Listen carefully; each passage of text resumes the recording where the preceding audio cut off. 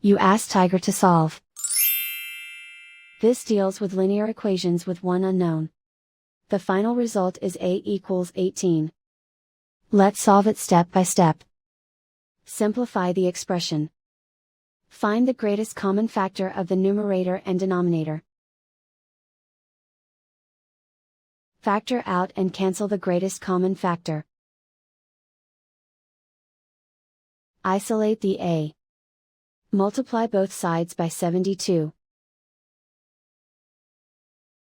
Group like terms.